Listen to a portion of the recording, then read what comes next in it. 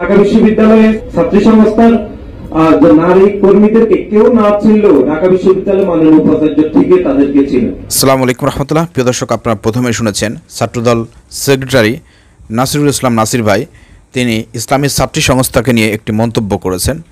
আমি এই ধরনের মন্তব্যের তীব্র নিন্দা এবং প্রতিবাদ জানাই যে ছাত্রদল সেক্রেটারি নাসির ভাইয়ের মুখে এই কথাগুলো মানায় না।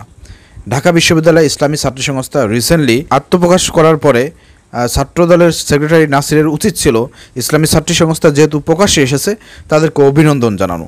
সেখানে অভিনন্দন না জানিয়ে ইনিয়ে বিনিয়ে বিভিন্ন ইশারা ইঙ্গিতে ইসলামী ছাত্রী সংস্থাকে নিয়ে যে মন্তব্য নাসির ভাই করেছে, আশা করি যে বিশ্ববিদ্যালয়ের ছাত্রী যারা আছে আপনারা নাসির ভাইয়ের উদ্দেশ্য এবং তার লক্ষ্য বুঝতে পারতেছেন।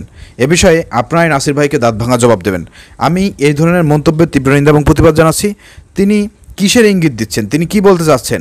ঢাকা বিশ্ববিদ্যালয়ের উপাচার্য যিনি রয়েছেন তিনি ইসলামী ছাত্রী সংস্থার লোকদেরকে চেনে, আর কেউ চেনে না।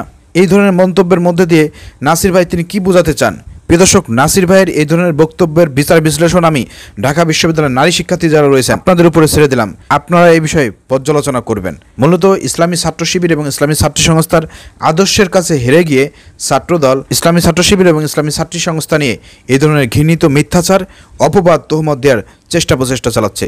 প্রিয় দর্শক, তাদের এই অপবাদ, তহমত, তাদের এই মিথ্যাচার কখনোই সফল হবে না। যেমনটিভাবে ছাত্রলীগ সফল হতে পারেনি।